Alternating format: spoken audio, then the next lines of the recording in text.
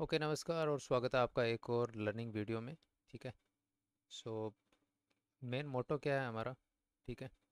Main motto हमारा है कि को सिखाया जाए कि मार्केट में मूव्स को कैसे रीड करें, हम कैसे एडवांस में प्रेडिक्ट करें कि कौन से स्टॉक में क्या होने वाला है, या जस्ट हम चार्ट को एनालिसिस करना सीखें कि टेक्निकली चार्ट को हम कैसे मानेंगे, कौन सा चार्ट स्ट्रॉन्ग है, कौन सा वीक है, एंड कौन सा स्टॉक है जो मूव कर सकता है और कौन सी डायरेक्शन में जा सकता है। ये सारी चीज़ों पे हम बात करेंगे।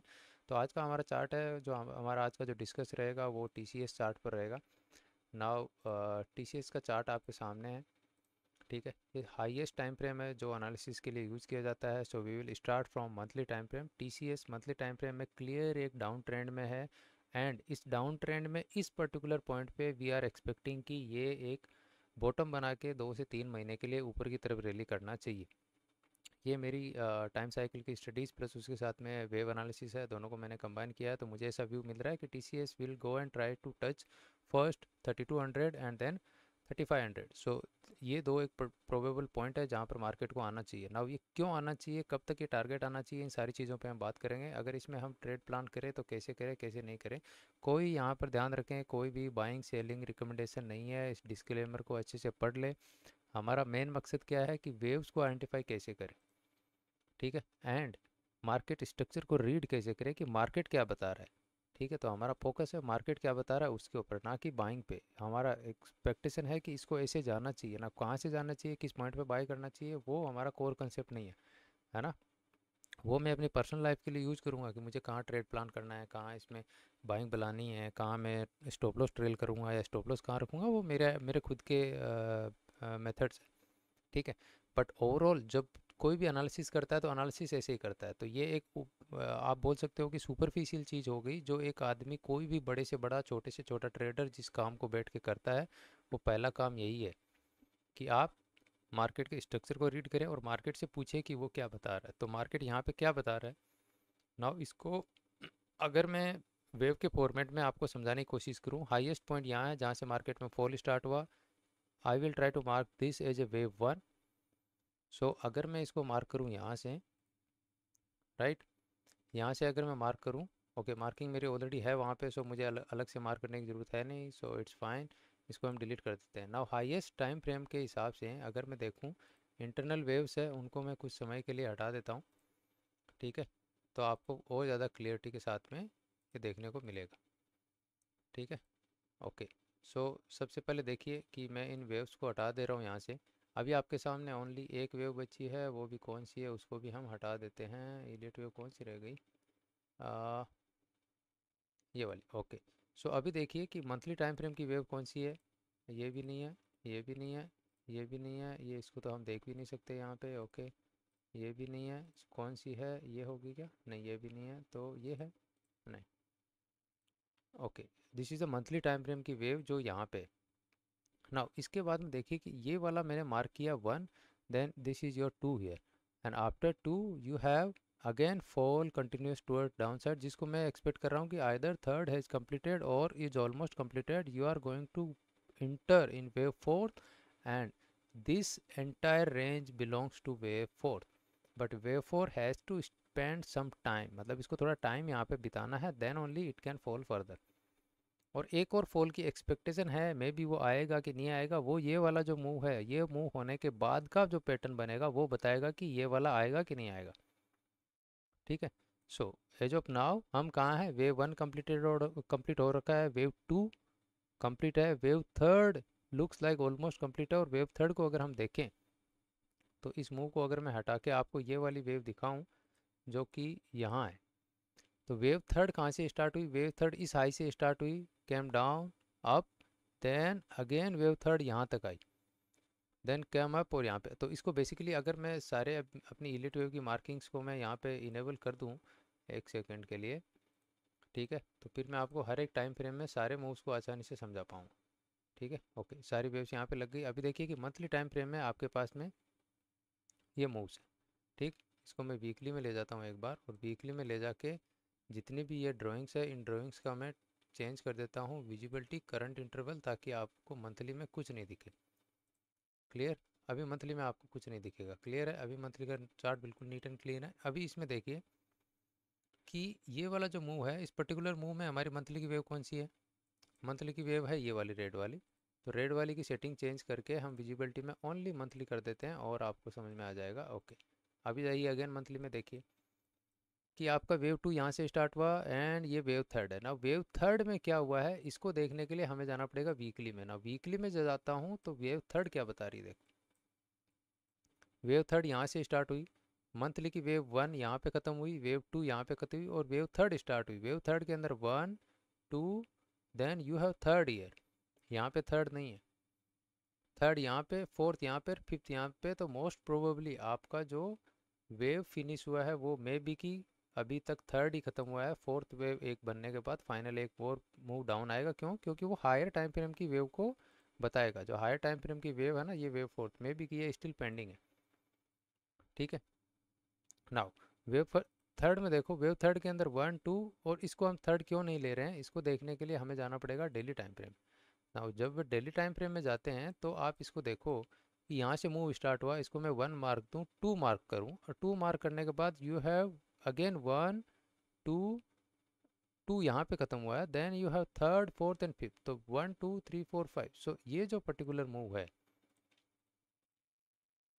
ये अपने आप में एक मूव है, ठीक है, ये अपने आप में एक मूव है। तो अगर ये अपने आप में एक मूव है और यहाँ पे देखो क्या हुआ है, यहाँ पे again one two three four five का स्ट्रक्चर है यहाँ पे भी, तो आपका एक वेव यहाँ पे बन गया, दूसरा वेव यहाँ पे बना, तीसरा पूरा ये एक ही मूव है। Then you have fourth wave, fourth wave के बाद में again you have fifth wave, fifth wave के अंदर one two three four and fifth. मतलब कि ये मूव ऑलमोस्ट कंप्लीट हो चुका है, यहाँ पे बाउंस आने की प्रोबेबिलिटी हाईएस्ट है। बट हम है कहाँ, इसको देखें, हम इसमें है कहाँ, हम थर्ड वेव के अंदर one to third fourth and fifth, हम यहाँ हैं। क्लियर, हम यहाँ हैं। सो हम यहाँ हैं, मतलब कि हमारा ये जो पर्टिकुलर मूव है ये ख़त्म हो चुका है, ऑलमोस्ट ख़त्म हो चुका है। इसमें मे बी कि थोड़ा बहुत एक और नया लो लगा दे यहाँ पे आने के लिए, मार्केट आना चाहे तो हम इसको और डिटेल में देखेंगे कि ये ख़त्म हुआ है कि नहीं हुआ। क्लियर, तो यहाँ पे समझ में आया। अभी हम कहाँ हैं, मंथली का वन टू, मंथली का ये थर्ड है यहाँ पे, and you are trying to enter in fourth wave of monthly, then आपके पास में एक और फाइनल मूव नीचे आ सकता है, पहली कंडीशन। दूसरा, अगर ये रीडिंग हमारी गलत है तो उस केस में आपका होगा मंथली का one two third fourth and fifth.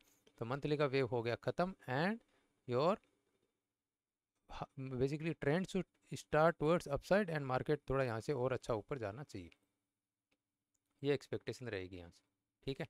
तो इतना समझ में आ गया। Monthly wave, monthly time frame में इलेट वेव क्या बोल रहा है, बोल रहा है कि ये मूव खत्म हो चुका है, मार्केट मिनिमम आपका यहाँ से 3200 टच करेगा, जाना चाहिए।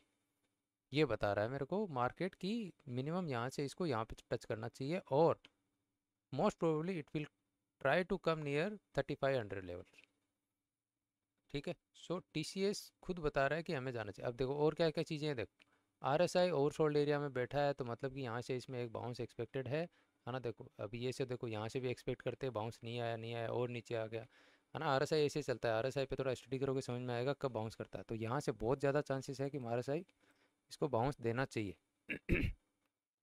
ठीक है।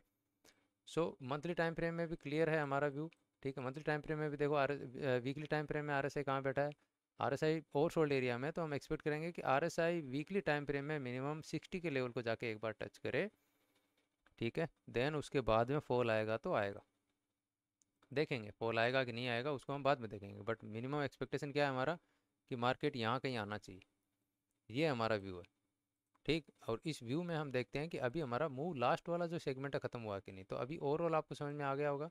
अगर मैं मार्किंग यहाँ पे कर दूँ तो यह आपका one two, you have third and most probably fourth के बाद फिफ्थ करके ये वाला पैटर्न बनेगा। और इस पैटर्न के लिए अभी एक्सपेक्टेशन ये है कि मार्केट यहाँ कहीं आना चाहिए, 3400 3500 की जोन में कहीं आना चाहिए। वहाँ पर आने से पहले पहले ये आएगा 3200 पे, यहाँ पे एक पुल बैक लेगा, फिर उसके बाद में थोड़ा करेक्शन करेगा, मे बी महीना डेढ़ महीना, मे बी 15 दिन 20 दिन। बट मे बी कि ये एक जो मूव चलेगा ये शार्प राइज ऊपर की तरफ चलेगा, एक अच्छा बाउंस आएगा, शार्प आएगा इस मूव की तरह, ठीक है। ऐसा बाउंस आएगा। और ये कितने दिन चला, देखो यहाँ से अगर देखो तो 7 अप्रैल से ये चला 12 मई, तो ऑलमोस्ट आपका चला एक महीना सवा महीना। तो ये मान के चलो कि ये जो मूव फोर्थ वेव जो कंप्लीट होने की प्रोबेबिलिटी है वो है आपका 60 डेज से लेके 80 डेज के आसपास में, ये मान के चलो 70-80 दिन, 60-70-80 दिन के आसपास में ये टाइम ले सकता है। ठीक है, तो ऐसा ना सोचे कि अक्टूबर की कॉल ले लोगे, कोई ऐसा प्लान करेगा तो भाई आपकी रिस्क है, आप अपने हिसाब से सोचे कैसे प्लान करना है। बट मेरा व्यू है कि इनिशियल जो मूव होगा वो शार्प और शार्प प्राइस होगा अपसाइड। ठीक है, तो ये हो गया। तो बेसिकली कहाँ हैं हम, अगेन देख लो, ये है आपकी हायर टाइम फ्रेम की वेव जो कि है ब्लू लाइन में, ब्लू लाइन का थर्ड ऑलमोस्ट कंप्लीट हो गया है और हम फोर्थ में जा रहे हैं। नाउ थर्ड के अंदर क्या हुआ है, यू हैव ब्लैक मार्किंग जो कि 1 2 3 4 5, मतलब कि 5 ऑलमोस्ट कंप्लीट हो गया है। नाउ हमारा काम बनता है कि हम अभी सिर्फ और सिर्फ देखेंगे, तो इस मूव को देखेंगे इसमें क्या हो रहा है। सो इसमें चले जाते हैं हम, और लोअर टाइम फ्रेम में 4 आवरली में, 4 आवरली में जाके देखें तो मार्केट में 1 2, then you have third fourth and fifth wave बना चुका है। तो फिफ्थ वेव मतलब कि हम लास्ट सेगमेंट ऑफ मूव में है, लास्ट सेगमेंट है आपके मूव का। तो इस मूव को हम और थोड़ा डिटेल में देखेंगे इसके अंदर क्या हुआ है। सो इसको अगर हम देखें यहाँ से, सो हम चले जाते हैं आवरली में, और आवरली टाइम फ्रेम क्लियरली क्या बता रहा है कि मार्केट में यहाँ पर 1 2, देन 1 2 3 4 5, थर्ड फोर्थ और फिफ्थ, मतलब कि आपका मूव ऑलमोस्ट ख़त्म हो चुका है। ज़्यादा से ज़्यादा एक और नया लो लगा सकता है, और उस लो के बाद में मार्केट में आपका मूव ख़त्म हो जाएगा। उसके बाद में मार्केट में और गुंजाइश नहीं है कि और ज़्यादा नीचे आएगा। सो ये जो लेवल्स हैं, है ना, ये वेव फिफ्थ का जो आपका मूव है, ये ऑलमोस्ट स्लो एंड स्टडी आके मे भी कि इसकी रिजल्ट आए 8 अक्टूबर 9 अक्टूबर से पहले पहले, है ना। 8 अक्टूबर 9 अक्टूबर को देखो रिजल्ट इसके आने वाले हैं, रिजल्ट ख़राब आए अच्छे आए क्या होगा। बट मार्केट से एक्सपेक्टेशन करेंगे कि मार्केट आपका पॉजिटिव रिएक्ट करना चाहिए, मतलब रिजल्ट वाले दिन में भी कि गिर जाए कुछ भी हो, ख़राब रिजल्ट आए, बट उसके बाद में स्लो एंड स्टडी इसको रिबाउंड करना चाहिए और ऊपर जाना चाहिए। पहला पड़ाव आपका 3200 का लेवल की तरफ आना चाहिए। ठीक है, चार्ट बता रहा है, मैं नहीं बता रहा हूँ, है ना, चार्ट की सुन रहा हूँ मैं। और उसके बाद में ये इधर आना चाहिए। तो ये अगर आएगा तो यहाँ से जाने की कुछ हरकत करेगा, तो कहाँ बाय करना है, कहाँ स्टॉप लॉस होना चाहिए, ये अपना इंडिविजुअल की चॉइस है। टारगेट कैसे प्लान करना है, कैसे आएगा, I don't know. So blindly यहाँ पे कोई बाई नहीं करेगा कि ठीक है बोल दिया है तो मार्केट आ जाएगा ये वो, बट आई डोंट थिंक कि ऐसा कोई करता है तो वो पैसा कमा सकता है। ठीक है, मेरा व्यू है कि आपको एनालिसिस दूँ ताकि उस एनालिसिस की बेस के ऊपर आप अपना व्यू बना सके कुछ, कि मार्केट क्या कर सकता है, कैसे मूव कर सकता है। तो मोस्ट प्रोबेबिलिस्टिक मूव जो मुझे नेक्स्ट मार्केट का लगता है, वो लगता है हायर साइड में, जो कि ऐसा होना चाहिए। एंड यहाँ आने के पहले मार्केट ऐसा नहीं है कि डायरेक्टली यहाँ पे आ जाएगा। मार्केट पहले अगर ये थोड़ा यहाँ से नीचे आया तो यहाँ से एक शार्प प्राइस लेगा, हल्का सा पोज लेगा, फिर अगेन स्पीड से यहाँ पे आने की कोशिश करेगा, यहाँ पे आके कहीं होल्ड करने की कोशिश करेगा। और ये होल्ड आपका लंबा हो सकता है ना। ये होल्ड जो है आपका 15 20 25 दिन का मिनिमम हो सकता है। देन उसके बाद में एक और राइज यहाँ पे ऐसा दे सकता है, पॉसिबिलिटी ये है। ठीक है, मे भी कि मार्केट यहाँ आके फिर उसके बाद कंसोलिडेट करे या पहले कंसोलिडेट करना लग जाए, बट मिनिमम जो यहाँ से एक्सपेक्टेशन होगा 200 पॉइंट्स का राइज आपका आना चाहिए। देन उसके बाद में ये होना चाहिए, ये एक्सपेक्टेशन है। क्लियर है।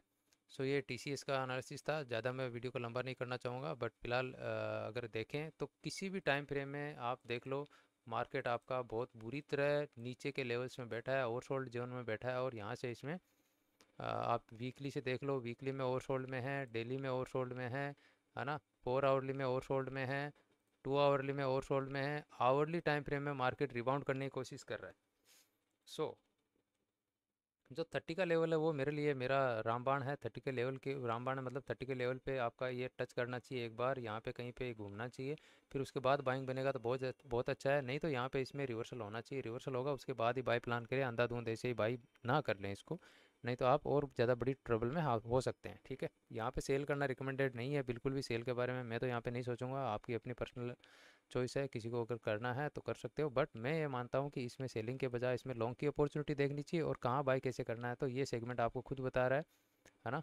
इस सेगमेंट को अगर आप और माइन्यूटली देखो तो इस चीज़ क्लियरली बता रहा है, ये सेगमेंट क्लियरली बता रहा है कि मार्केट का मूव ऑलमोस्ट खत्म हो गया है। ज़्यादा से ज़्यादा जो होगा वो इसमें ये हो सकता है कि यहाँ से ये जो बना रहा है, ये 1 2, एक थर्ड, एक फोर्थ और एक फिफ्थ, ऐसा मूव मार्केट में एक और आ सकता है, जो कि आपको ये 9 अक्टूबर के आसपास तक कहीं लेके जा सकता है, जहाँ इसकी अर्निंग्स आने वाली है। एंड अर्निंग में एक्सपेक्टेशन ये है, अगर अर्निंग अच्छी आई, है ना, अर्निंग एंड रेवेन्यू अच्छा आया, तो मे बी कि ये मार्केट यहाँ से अपसाइड टर्न करे।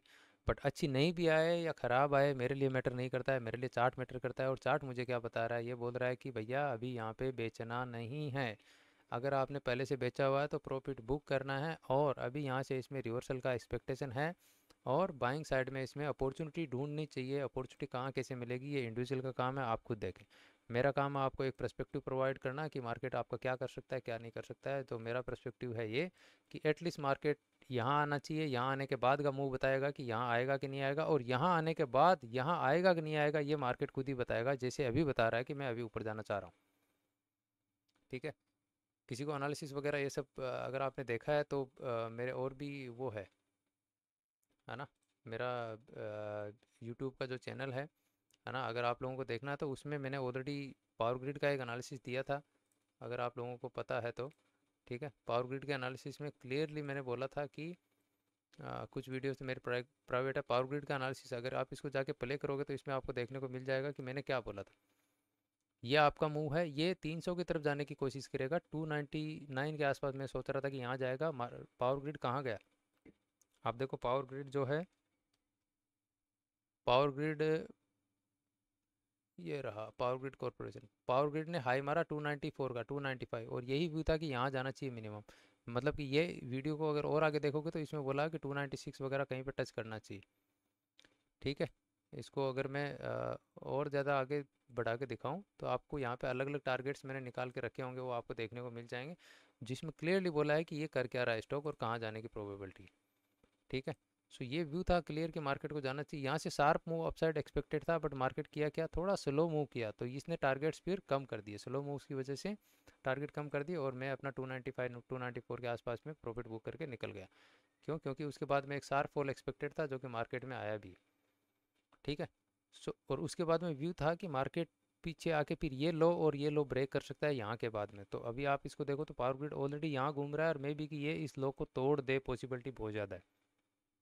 ठीक है। ये लो तोड़ने वापस आ सकता है, तो इसलिए केयरफुल रहने की ज़रूरत है। यहाँ से इसमें किसी भी कंडीशन में बाइंग में एक्सपेक्ट नहीं कर रहा हूँ, मुझे इसमें बाइंग में कुछ भी अभी फ़िलहाल मुझे कुछ स्ट्रेंथ दिख नहीं रही है, तो मैं इसके बारे में ज़्यादा बात नहीं करूँगा। लेकिन ये TCS का चार्ट, ठीक है, आपको चाहिए तो ये मेरा बेसिकली एनालिसिस मैं अपने इस चैनल पे यहाँ पे डालता हूँ।